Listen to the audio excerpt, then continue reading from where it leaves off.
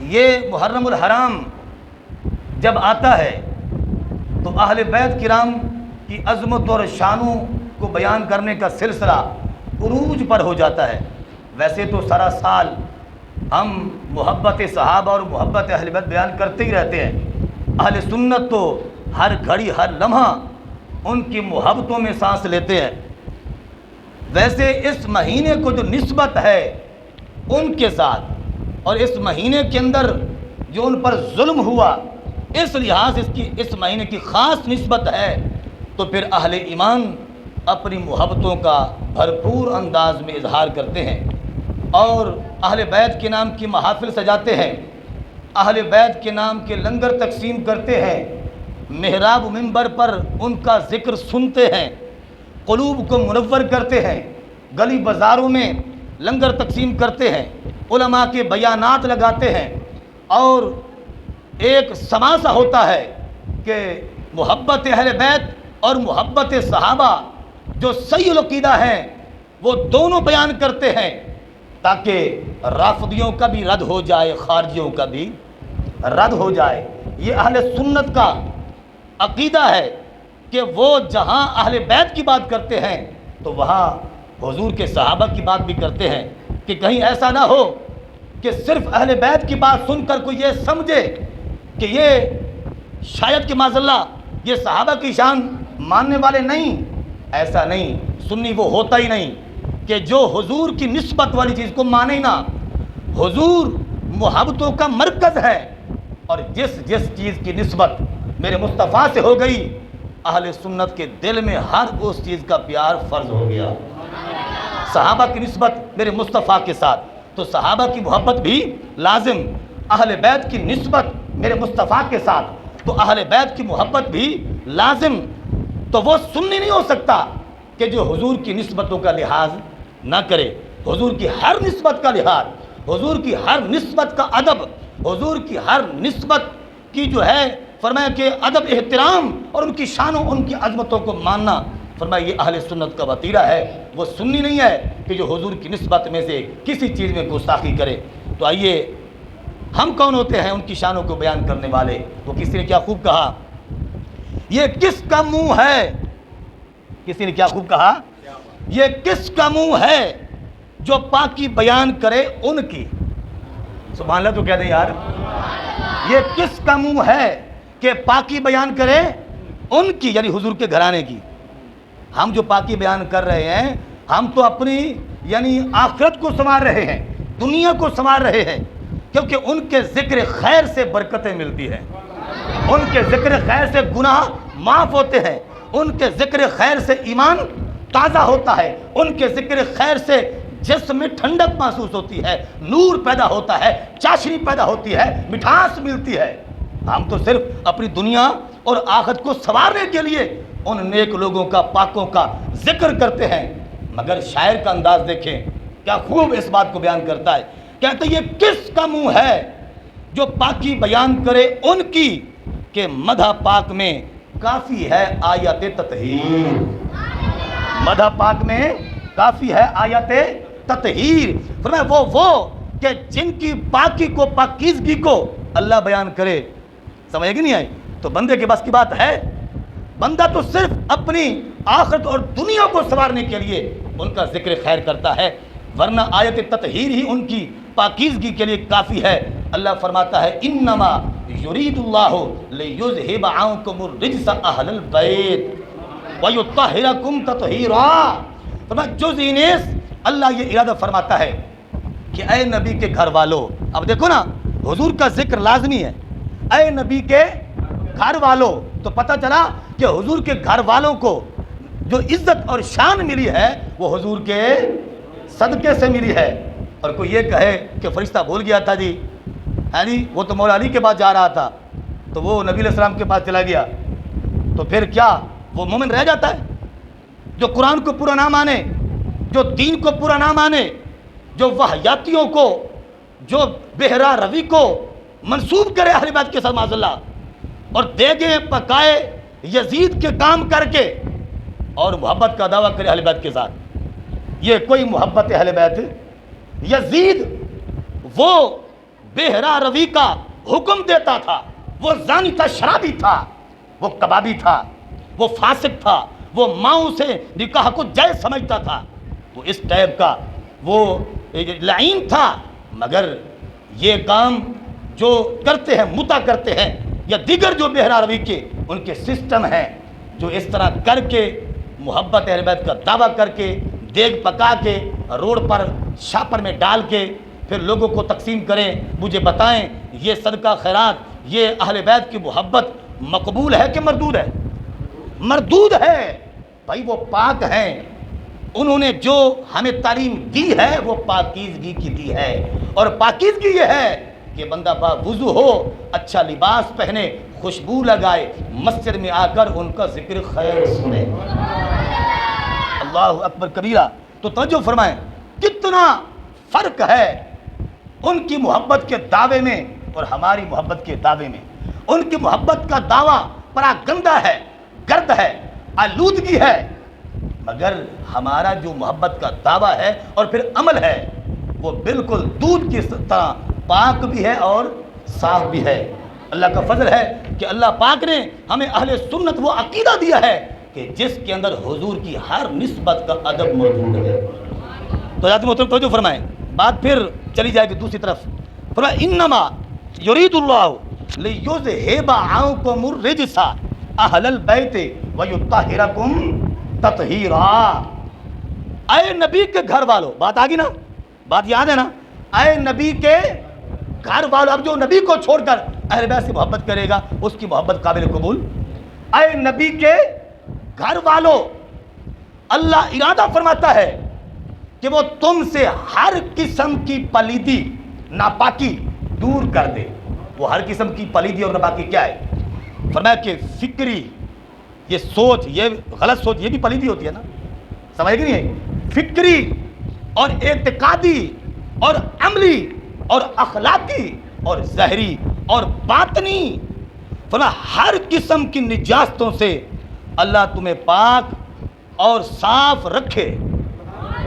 اے نبی کے گھر والوں، اللہ یہ ارادہ فرماتا ہے کہ فکری، اعتقادی، عملی کے ظاہری اور باطنی اخلاقی یہ جو نجاستیں ہیں، اللہ ہر قسم کی نجاست سے تمہیں پاک رکھنا چاہتا ہے۔ وَيُطَهِّرَكُمْ تَطْهِيرًا، فرمایا کہ اللہ چاہتا ہے کہ میں تمہیں خوب پاک اور ستھرا کر دوں۔ تو حضرات محترم آپ دیکھیے، یہ رب کا منشا ہے کہ رب اہل بیت کو پاک رکھنا چاہتا، رب نے پاک رکھا۔ اور یوں سمجھیں کہ اہل بیت اور ناپاکی کے درمیان ایک رکاوٹ ہے، تو جو ہے زبردست سے کہتے ہیں سبحان اللہ۔ یوں سمجھیں کہ اہل بیت اور ناپاکی کے درمیان ایک رکاوٹ ہے، ایک رکاوٹ ہے، دیوار ہے۔ نہ اہل بیت ناپاکی کے قریب آ سکتے ہیں تو نہ ناپاکی اہل بیت کے قریب جا سکتی ہے، سمجھ گئی نہیں ہے؟ تو فرمایا وَيُطَّهِرَكُمْ تَطْهِيرًا، اللہ یہ چاہتا ہے کہ تمہیں خوب پاک کر دے، خوب ستھرا کر دے۔ حضرات محترم یہ رب کا منشا ہے، فعال لما یرید، اللہ جو چاہتا ہے وہ کرتا ہے۔ تو اللہ رب العزت نے فرمایا کہ انہیں ہر لحاظ سے پاکیزگی عطا فرمائی، اور یہ تطہیر کا مطلب ہے جو میں نے عرض کر دیا ہے۔ اور پھر اس کے علاوہ روایات کے اندر موجود ہے کہ جب آیت تطہیر نازل ہوئی تو حضرت ام سلمہ کہد رضی اللہ عنہا آپ فرماتی ہیں کہ جب یہ آیت پاک نازل ہوئی تو حضور نے کن کو بلایا؟ حضور نے حضرت فاطمہ الزہرا رضی اللہ عنہا، اپنی لخت جگر کو، سیدہ کائنات رضی اللہ عنہا سلام اللہ علیہا کو بلایا، اور ان کے شوہر مولا کائنات مولا علی رضی اللہ عنہ کو بلایا، اور حسنین کریمین کو بلایا، اور پھر کیا کہا؟ یہ کہا ہؤلاء اہل بیتی، ہؤلاء اہل بیتی، یہ میرے اہل بیت ہیں۔ آپ فرماتی ہیں کہ میں نے عرض کیا یا رسول اللہ صلی اللہ علیہ وسلم اما انا، میں نہیں من اہل بیت؟ حضور نے فرمایا بلا انشاءاللہ، ہاں کیوں نہیں، اللہ نے چاہا تو تم بھی اہل بیت سے ہی ہو۔ تو پتہ چلا کہ حضور کے اہل بیت سے کیا مراد ہیں۔ دیکھو نا، اہل بیت کا مطلب ہوتا ہے گھر والے۔ کیا مطلب ہوتا ہے؟ گھر والے۔ اب اہل بیت میں بھی کئی قسمیں ہیں۔ ایک حضور کے وہ بھی اہل بیت ہیں جو حضور کے غلام، حضرت اسامہ بن زید جو حضور کے گھر میں آیا جایا کرتے وہ بھی اہل بیت ہیں۔ اس کے علاوہ فرمایا کہ جو حضور کی ازواج مطہرات ہیں وہ بھی اہل بیت ہے۔ کس لحاظ سے؟ کہ حضور کی ازواج ہونے کے لحاظ سے، اور ایک اہل بیت ہے حضور کی اولاد ہونے کے لحاظ سے۔ سمجھے کہ نہیں ہے؟ یہ جو ہم صرف یہ تصور رکھتے ہیں کہ اہل بیت سے مراد صرف یہ نفوس قدسیہ ہیں اور ان کے علاوہ کوئی اہل بیت نہیں، یہ بات غلط ہے۔ حضور کی ازواج مطہرات بھی اہل بیت ہیں مگر وہ اور حیثیت سے ہیں۔ حضور کے غلام جو گھر میں آتے جاتے تھے وہ بھی اہل بیت ہیں مگر وہ اور حیثیت سے ہیں، اور حضور کی اولاد بھی اہل بیت ہے تو وہ اولاد ہونے کے لحاظ سے ہے۔ تو اولاد ہونے کے لحاظ سے حضور نے یہ فرمایا ہاں اولائے اہل بیتی، اے اللہ یہ میرے اہل بیت ہیں، اور پھر حضور نے ان زوات کو بلا کر یہ جو ہے ارشاد جاری فرمایا۔ ان زوات کی جو محبت ہے ضروری ہے، لازم ہے، فرض ہے کہ ان کی محبت کے بغیر گزارا نہیں۔ آپ کہیں کہ وہ کیسے؟ نماز فرض عین ہے، فرض، مگر اللہ نے نماز میں ہی ان کا ذکر فرما دیا، سمجھ گئے؟ نماز میں ہی ان کا ذکر فرما دیا۔ دیکھیے روزہ ہے، زکوٰۃ ہے، حج ہے اور دیگر صدقات خیرات ہیں، ہر بندہ روزانہ یہ نہیں کر سکتا۔ روزہ بیمار شخص نہیں رکھ سکتا، ایسے ہے کہ نہیں؟ اور سال میں ایک ماہ ہوتے ہیں جو فرضی روزے کے لحاظ، ویسے روزانہ نفل رکھے تو بیمار بندہ تو نہیں رکھ سکتا۔ اسی طرح جو زکوٰۃ ہے وہ فقیر محتاج نہیں دے سکتا، صاحب استطاعت صاحب نصاب دے سکتا ہے، تو ہر بندہ نہیں کر سکتا۔ اسی طرح حج فرمایا کہ زندگی میں ایک مرتبہ فرض ہے کس پر؟ جو صاحب استطاعت ہو، جس کے پاس اخراجات ہوں اور وہ زائد ہوں گھریلو اخراجات سے، تو وہ شخص اس پر ایک مرتبہ حج جو ہے وہ فرض ہے، لازم اگر نہیں کرے گا تو گناہگار ہوگا۔ یہ نہیں کہ جو عمرہ کر لے تو حج فرض ہو جاتا ہے، یہ تو ہمارا یعنی فتویٰ ہے نا ذہن کے مطابق۔ جس طرح وہ کہتے ہیں جو تراویح پڑھ لے تو ماہ رمضان میں روزہ رکھنا فرض ہو جاتا ہے، اس کا کیا مطلب کہ پہلے روزہ فرض نہیں تھا، تراویح سے فرض ہوا؟ روزہ تو پہلے ہی فرض ہے، عمرہ سنت ہے، حج فرض ہے، ان کی الگ الگ حیثیت ہے۔ یہ نہیں کہ عمرہ کرنے سے حج فرض ہوگا، نہیں، صاحب استطاعت پر فرض ہوگا، جس کے پاس طاقت ہو، دولت ہو، جو اخراجات برداشت کر سکتا ہو، پر اس پر فرض ہے، عمرہ کرنے سے فرض نہیں ہوتا۔ تو بہرحال حج جو ہے وہ بھی زندگی میں ایک بار فرض ہے، روزانہ تو کوئی حج نہیں کر سکتا، مگر نماز ایسا عمل ہے کہ ہر شخص پر دن میں 5 مرتبہ فرض ہے، اور اس نماز کے اندر اہل بیت پر درود بھیجنا سنت ہے۔ جو شخص اہل بیت پر درود نہیں بھیجتا اللہ اس کی نماز کوئی قبول نہیں فرماتا، اللہ اس کی نماز کوئی قبول نہیں فرماتا۔ حضور نے خود فرمایا من صلی صلاۃ لم یصلی منها علی ولا علی اہل بیت لم تقبل منہ۔ حضور نے فرمایا کہ جو نماز پڑھے مجھ پر تو درود بھیجے مگر میری اہل بیت پر درود نہ بھیجے، لم تقبل منہ، فرمایا اس کی نماز قبول ہی نہیں ہے، وہ نماز مردود ہے۔ اور قبول کون سی ہوگی؟ حضور نے فرمایا اگر مجھ پر درود پڑھو تو میری اہل بیت پر بھی درود پڑھو۔ سوال یہ ہوتا ہے کہ کس طرح درود بھیجیں، کس طرح درود بھیجیں نماز کے اندر، کس طرح درود بھیجیں؟ ویسے تو درود پاک کے مخصوص الفاظ نہیں، یعنی روایات کے اندر مختلف انداز میں درود ہیں، سمجھے کہ نہیں ہے؟ صلی اللہ علیہ وآلہ وسلم، یہ مختصر علماء نے اس کو کر دیا ہے تاکہ اس میں درود بھی آ جائے، سلام بھی آ جائے۔ تو درود وہ افضل ہوتا ہے کہ جس میں سلام بھی ہو، جس میں سلام بھی، الصلاۃ والسلام علیک یا رسول اللہ، درود بھی ہے اور سلام بھی، صلی اللہ علیہ وآلہ وسلم، درود بھی ہے اور سلام بھی ہے۔ اور اسی طرح فرمایا کہ جو بھی درود پاک آپ لیں تو وہ افضل ہوگا کہ جس میں درود بھی ہو اور سلام بھی ہو۔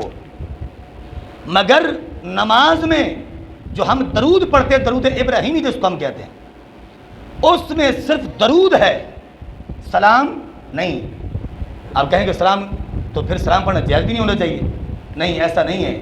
سلام کا ذکر پہلے آ چکا ہے، السلام علیکہ ایھا النبی۔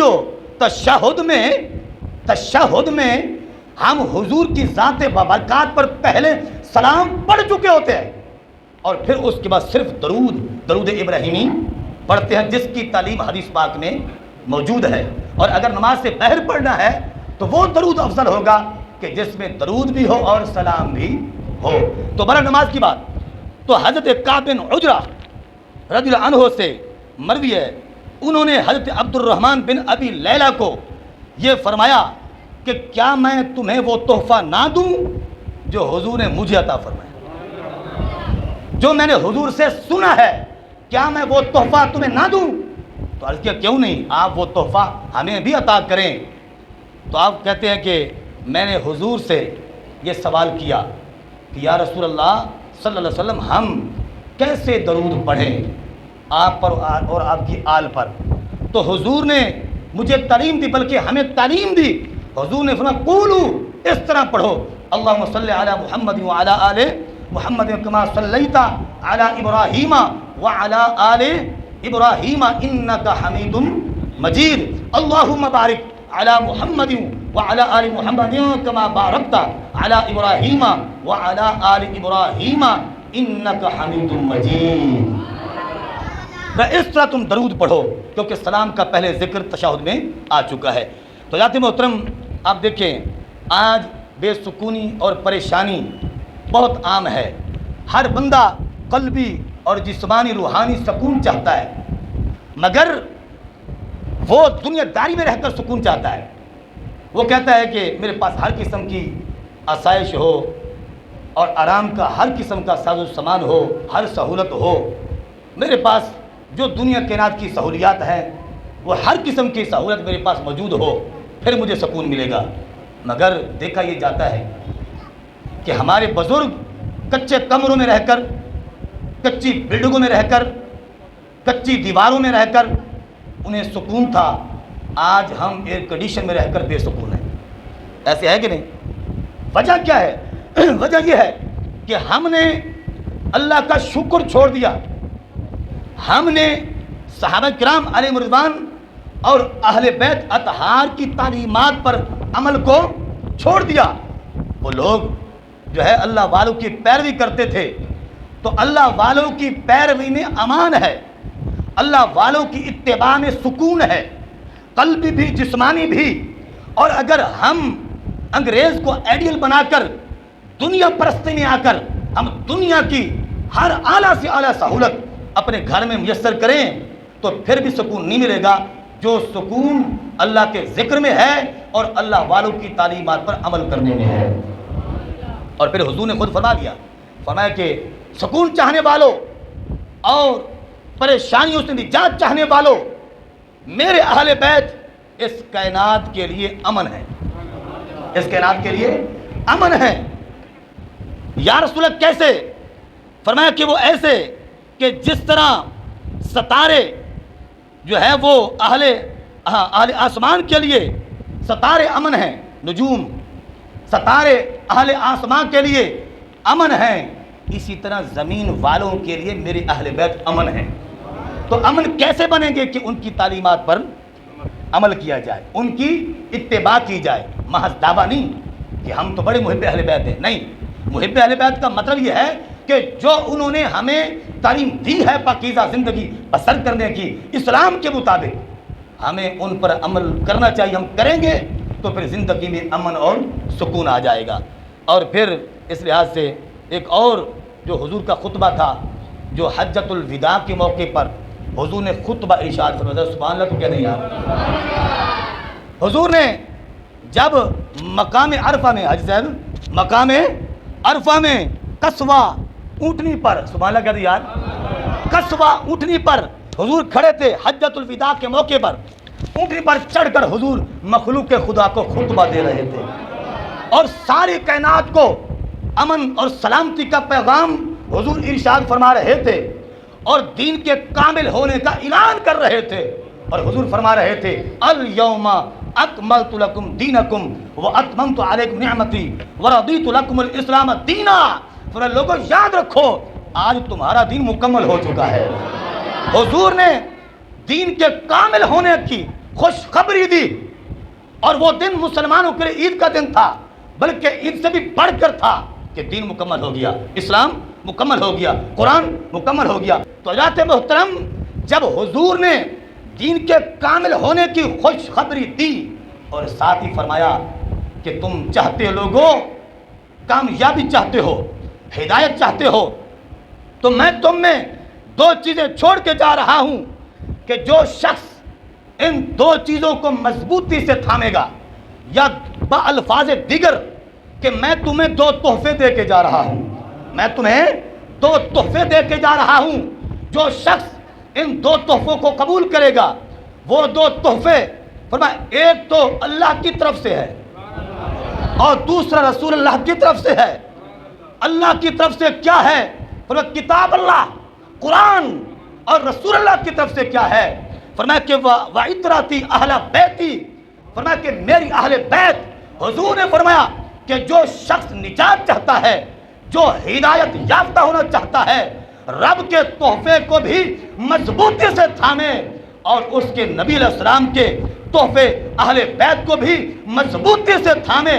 جو قرآن کو مضبوطی سے تھامے گا، جو اہل بیت کو مضبوطی سے تھامے گا، فرمایا کہ کبھی وہ دنیا میں گمراہ نہیں ہوگا، دنیا سے جائے گا تو ایمان لے کر جائے گا، اور فرمایا کہ جب بروز حشر فرمایا نورانی فرشتے اسے دولہا بنا کر جنت میں داخل کر دیں گے۔ نعرہ تکبیر، نعرہ رسالت، نعرہ خلافت، یا حسن یا حسن یا حسین۔ دیکھیے آج ہمارے جو بچے ہیں، نوجوان نسل ہے، انہیں اپنا عقیدہ بتائیں، انہیں اپنا عقیدہ بتائیں۔ وہ غیروں کے جھانسے میں آ جاتے ہیں، تو غیروں کے جھانسے سے بچائیں۔ بچہ سنی کا ہے، ترجمانی ان کی کر رہا ہے، یہ کیا سنیت ہے یار؟ میری بات سمجھ آ رہی کہ نہیں آ رہی؟ بچہ اہل سنت کا ہے، ترجمانی ان کی کر رہا ہے۔ ان دنوں میں بڑے اہتمام سے جس طرح عید پر سوٹ سلواتے ہیں سفید، اسی طرح 10 محرم کے لیے کالا لباس سلواتے ہیں۔ او بھائی، میں اپنی بات کروں نا، میری نہ مانیں، کبھی میں آپ کو گلہ نہیں کروں گا، کبھی میں آپ کو نہیں کہوں گا کہ یہ لباس نہ پہنا کریں۔ اگر حضور فرما دیں کہ یہ لباس مکروہ ہے، جس لباس کو حضور ناپسند کریں، مومن کیسے پسند کر سکتا ہے؟ مجھے بتائیں۔ جس لباس کو حضور فرمائیں یہ مکروہ ہے، اور اس لباس کو آپ پسند کریں، مکروہ کا مطلب ہوتا ہے ناپسندیدہ لباس۔ اب آپ امام غزالی کی روایت کے مطابق نزہۃ المجالس کے حضور نے فرمایا سب سے پاکیزہ لباس سفید ہے، اور سب سے مکروہ لباس سیاہ ہے۔ اب جس کو حضور نہ پسند کریں، جہنمیوں کا لباس، جہنم میں منہ بھی کالے ہوں گے، یوم تبیض وجوہ وتسود وجوہ، چہرے سفید ان کے ہوں گے جن کے دل میں مدینے کا نور موجود ہوگا، اور جن کے دل میں قرآن کا فیض ہوگا، اسلام کا فیض ہوگا، اور ان کے چہرے کالے ہوں گے جو اسلام سے عاری ہیں، جو قرآن سے خالی ہیں۔ ان کے چہرے سیاہ ہوں گے، کالے ہوں گے، ان کا لباس جہنمیوں کا کالا ہوگا، مکروہ ہوگا۔ تو پھر ایسے لباس کو بااہتمام اور بڑا قابل فخر سمجھ کے 10 محرم کو پہن کے پکا سنی بن کے بیٹھا ہے۔ کوئی پکی سنیت نہیں۔ اپنے بچوں کو روکے گے کہ نہیں؟ ذرا ہاتھ کھڑا کر کے مجھے بتائیں، کالے لباس کے لیے اپنے دوستوں کو روکے گے کہ نہیں؟ بچوں کو روکے گے کہ نہیں؟ یہ وہ لباس ہے جس کو میرے مصطفیٰ نے ناپسندیدہ کرا دیا ہے۔ جو کہے مجھے پسند، او جی دل دی نیت ہوندی ہے جی، اور دل شریعت ظاہر پر فتوے لگاتی ہے۔ بندہ بیوی نو آ کے تم طلاق کے بلا کہ ہو جی میرا دل کو نہیں ہے جی، میری نیت کو نہیں ہے، میں تو ویسے کہہ کھڑا، شریعت کہے گی طلاق ہوئی ہے کہ نہیں؟ ہو گئی ہے۔ تجھے کس نے کہا تھا کہ تم طلاق کا لفظ بولو؟ شریعت کس پر فتویٰ لگاتی ہے؟ ظاہر پر۔ نیتوں کا بھید اللہ جانتا ہے، شریعت ظاہر کے لحاظ سے فتویٰ لگاتی ہے، لہذا دل شل کی کوئی یہاں نہیں چلے گی، شریعت چلے گی، حضور کا فرمان چلے گا۔ کالے کپڑے نہیں پہننے، بولو کالے کپڑے، کالے کپڑے، سفید لباس پہننا ہے، پاک صاف ہو کے اہل بیت کا ذکر کرنا ہے۔ بات ختم ہو گئی ہے۔ حضور نے فرمایا کہ تم اپنی اولاد کو 3 چیزیں سکھاؤ۔ ٹھیک ہے، حب نبیکم، اپنے نبی کی محبت، سمجھ گئی ہے، اور حب اہل بیت ہی، اپنے نبی کے اہل بیت کی محبت، اور وہ تلاوت القرآن، اور قرآن کی تلاوت جو ہے اس کی محبت ڈالو بچوں کے دلوں میں۔ تو مرثیہ کے لحاظ سے کوئی مرثیے سنے یا لگائے، سٹیٹس لگائے، فیس بک پر چڑھائے، ٹک ٹاک بنائے، سخت گناہ گار ہے، قیامت میں وہ سنیوں کے سامنے نہیں ہوگا، کالوں کے سامنے ہوگا۔ تو اس لیے اس چیز کی بڑی سختی کرنی ہے، سٹیٹس نہیں لگانا، فیس بک پر کوئی ٹک ٹاک نہیں بنانی، اور اسی طرح یوٹیوب پر بھی ایسا کلپ نہیں سیٹ کرنا کہ جس میں مرثیہ لگا ہو، اہل بیت کی گستاخیاں موجود ہوں، ورنہ من تشبہ قوم فہو منہم، جو جس قوم سے مشابہ رکھے گا قیامت میں انہی کے صف میں کھڑا ہوگا، اہل سنت کے صف میں نہیں ہوگا۔ اور جو اہل سنت ہیں ان کا حشر انبیاء کے ساتھ ہوگا، صدیقین کے ساتھ ہوگا، شہداء کے ساتھ ہوگا، صالحین کے ساتھ ہوگا، داتا صاحب کے ساتھ ہوگا، خواجہ صاحب کے ساتھ ہوگا، بابا فرید کے ساتھ ہوگا، پیر سید جماعت علی شاہ کے ساتھ ہوگا۔